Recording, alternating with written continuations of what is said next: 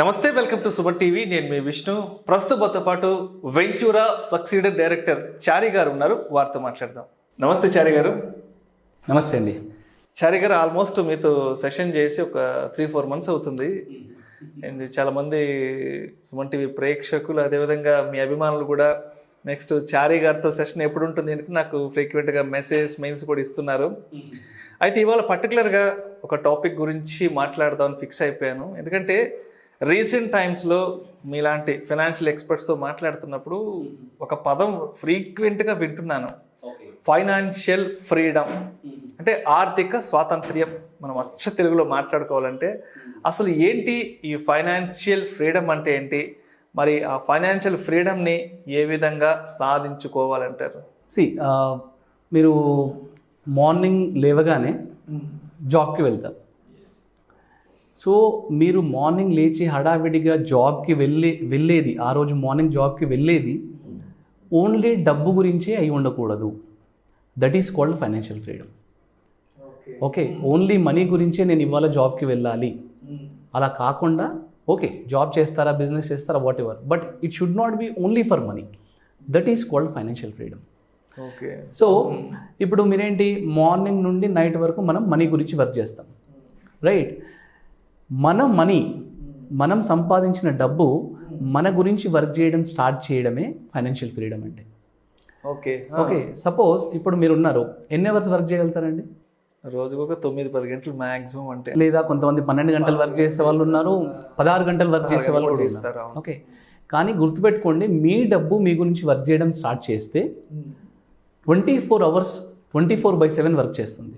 That is the power of money. So మన డబ్బు మన కోసం పనిచేస్తూ ఉండాలి.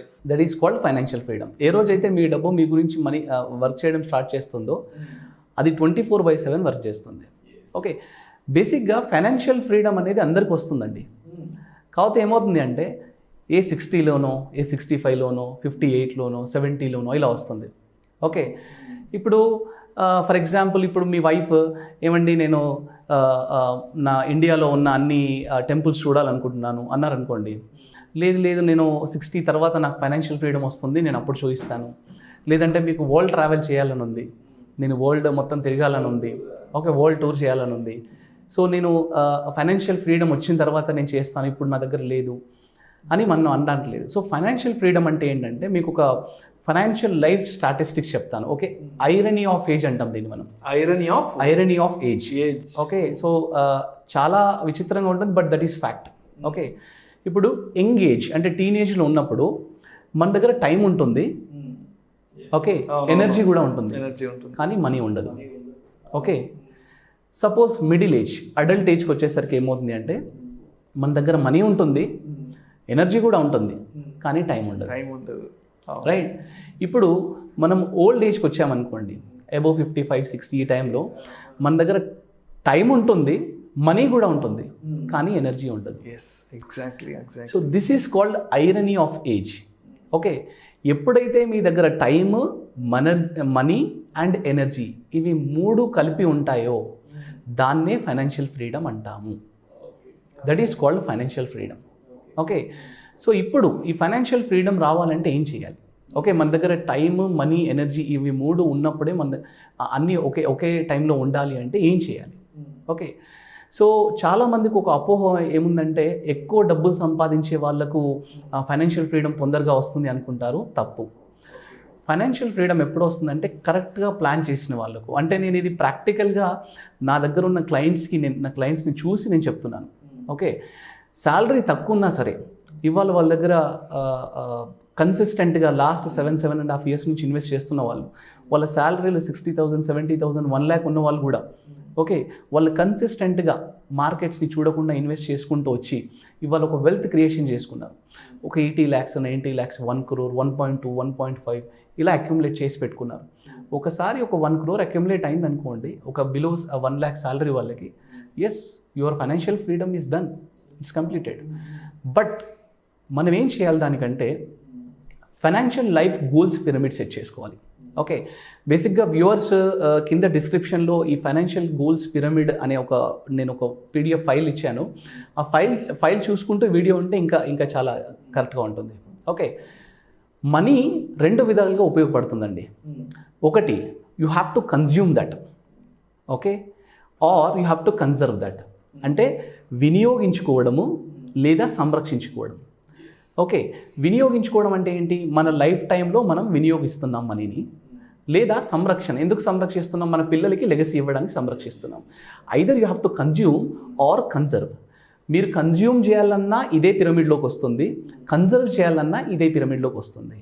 సో ఈ పిరమిడ్ ఏం చెప్తుంది అంటే needs, wants, dreams and legacy. So ఈ స్టెప్ బై స్టెప్ వెళ్ళాలి అని చెప్తుంది. ఓకే, నీడ్స్ అంటే ఏంటి? డైలీ ఎక్స్పెన్సెస్, ఓకే, మన మ్యాండేటరీ ఎక్స్పెన్స్, నిత్యావసరాలు. ఓకే, మన రెంట్ కట్టుకోవాలి, మన ఇన్సూరెన్సెస్ కట్టుకోవాలి, ట్యాక్సెస్, ఇవన్నీ డైలీ నీడ్స్. ఫుడ్, క్లాత్స్, ఇవన్నీ daily needs, right. Next wants.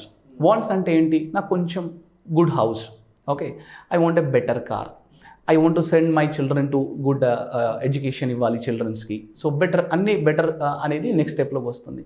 తర్వాత డ్రీమ్స్. డ్రీమ్స్ అంటే ఏంటి? Nothing but financial freedom. అంటే డ్రీమ్స్ అంటే I want to do a holiday, I want to go for a world travel, okay, నాకు charity చేయాలని ఉంది. This is also one of the dream. Okay, so dreams చాలామందికి ఉంటాయండి. Financial freedom achieve అవ్వాలని చాలామందికి ఉంటాయి, డ్రీమ్స్ ఉంటాయి. కానీ కొంతమంది అచీవ్ అవుతున్నారు. ఎందుకంటే వాళ్ళ దగ్గర డబ్బు లేక కాదు, వాళ్ళ దగ్గర ప్లానింగ్ లేక. ఓకే, రైట్ డైరెక్షన్లో ప్లానింగ్ చేయాలి. దీనికి మనం ఏం చేయాలంటే డ్రీమ్ ప్రాక్టీస్ పెట్టుకోవాలి.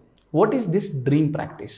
ఓకే, డ్రీమ్ ప్రాక్టీస్ అంటే ఏంటంటే we call it as SLGR formula అంటాం దీన్ని మనం. Okay, S stand for security, L stand for liquidity, G stand for growth and R stand for review. Okay, security, in terms of సెక్యూరిటీలో health insurance, life insurance తీసి పక్కన పెట్టేస్తాం అనుకోండి, ఒక 1 crore ఇవి తీసి పక్కన పెట్టేస్తాం అనుకోండి. సో దట్ మనకి ఎలాంటి ఎమర్జెన్సీలోనైనా సరే మన గ్రోత్ని మనము తీసుకోవాల్సిన అవసరం పడదు. ఫర్ ఎగ్జాంపుల్, నేను మా ఓన్ కస్టమర్ గురించి చెప్తాను. ఆయన ఇన్వెస్ట్ చేసుకుంటూ వచ్చారు, ఇన్సూరెన్సెస్ని నెగ్లెక్ట్ చేశారు. కోవిడ్ టైంలో ఏం జరిగింది?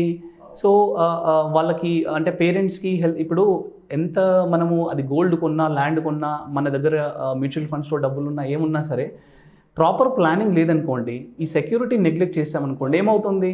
ఆ డబ్బులన్నీ తీసి అక్కడ యూస్ చేయాల్సి వస్తుంది. ఓకే, ఫస్ట్ ఆఫ్ ఆల్ సెక్యూరిటీని సెట్ చేసేసుకొని, తర్వాత లిక్విడిటీ, ఎమర్జెన్సీ ఫండ్ క్రియేట్ చేసి పెట్టుకోవాలి.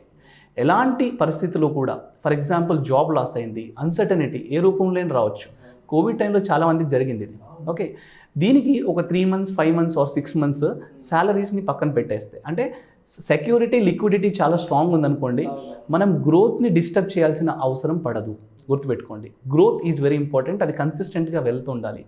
దానికి మధ్యలో డిస్టర్బెన్స్ దేని ద్వారా వస్తుంది? ఏదైనా ఎమర్జెన్సీస్ ద్వారా. సో సెక్యూరిటీ, లిక్విడిటీ పక్కన పెట్టేసుకుంటే గ్రోత్ డిస్టర్బ్ అవ్వకుండా ఉంటుంది. ఓకే, దీన్ని రెగ్యులర్గా రివ్యూ చేస్తూ ఉండాలి. సో SLGR, ఈ స్ట్రాంగ్ బేస్మెంట్ని స్టెప్ బై స్టెప్ వేసుకుంటూ వచ్చామనుకోండి, కన్సిస్టెంట్గా, ఫోకస్డ్గా, కరెక్ట్గా వెల్త్ క్రియేషన్ ఫార్ములా.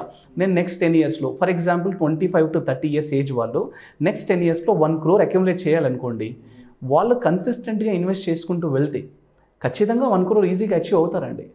బట్ ఆ గోల్ బేస్డ్ ప్లానింగ్ ఉండాలి. ఆ గోల్ బేస్డ్ ప్లానింగ్ ఉన్న వాళ్ళు, ఇదంతా నేను ఆల్రెడీ లాస్ట్ 7.5 yearsలో మా కస్టమర్స్ ఫైనాన్షియల్ ఫ్రీడమ్ అచీవ్ అయిన వాళ్ళ గురించి చెప్తున్నాను. నేను ఏదో ఇలా చేస్తే ఇలా అవుతుందని చెప్పట్లేదు. ప్రాక్టికల్గా 7.5 years నుండి ఫైనాన్షియల్ ఫ్రీడమ్ అచీవ్ అయ్యారు. వాళ్ళ శాలరీలు 70,000-80,000 ఉన్నా సరే they are financially free now. వాళ్ళు కావాలంటే ఇవాళ వాళ్ళు జాబ్ ఆపేసుకోవచ్చు, వాళ్ళు కావాలంటే వాళ్ళు ఇవాళ ఎవ్రీ మంత్ 70,000 పెన్షన్ లాగా వస్తుంది, వాళ్ళు వరల్డ్ ట్రావెల్ చేసుకోవచ్చు, నేషనల్ ట్రావెల్ చేసుకోవచ్చు, ఇన్సూరెన్స్ సైడ్ సెక్యూర్డ్గా ఉన్నారు, లిక్విడిటీ సైడ్ సెక్యూర్డ్గా ఉన్నారు. ఒకవేళ అన్ఫార్చునేట్గా ఏదైనా జాబ్ గ్యాప్ వచ్చినా సరే నెక్స్ట్ 3 monthsకి ఎక్స్పెన్సెస్ రెడీగా ఉన్నాయి వాళ్ళకి. సో ఫైనాన్షియల్ ఫ్రీడమ్ అనేది రైట్ టైంలో అచీవ్ అవ్వాలి అంటే కావాల్సింది ఎక్కువ డబ్బులు కాదు, correct planning is very very important. ఇప్పుడు ఎంతమంది అండి, చాలామంది వైఫ్ అండ్ హస్బెండ్ వర్క్ చేస్తున్నారు. వాళ్ళ దగ్గర వెళ్ళి చూడండి, మీరు చూస్తే ఒక ప్రాపర్టీ ఉంటుంది అంతే. ఎప్పుడు చూసినా హోమ్ లోన్, కంటిన్యూగా హోమ్ లోన్కి కట్టుకుంటాం, ఆ ట్రాప్లో పడిపోయి ఉంటారు. మరి వాళ్ళ దగ్గర ఏమైనా అక్యుములేట్ అయిందా లాస్ట్ 10 years నుంచి? మరి వాళ్ళు ఏం చేస్తున్నారు డబ్బు అంటే ఏం తెలియదు. ఎందుకంటే వాళ్ళ దగ్గర డబ్బు లేక కాదు, కరెక్ట్గా ప్లానింగ్ లేక. ఓకే, ఫైనాన్షియల్ ఫ్రీడమ్ అనేది రైట్ టైము, ఎనర్జీ, మనీ అన్నీ ఉన్నప్పుడే రావాలి. ఎప్పుడో 60లో 70లో వస్తే దాన్ని ఫైనాన్షియల్ ఫ్రీడమ్ అన్నారు. దాన్ని రిటైర్మెంట్ అంటారు, retirement. Right? So financial freedom అంటే ఇది.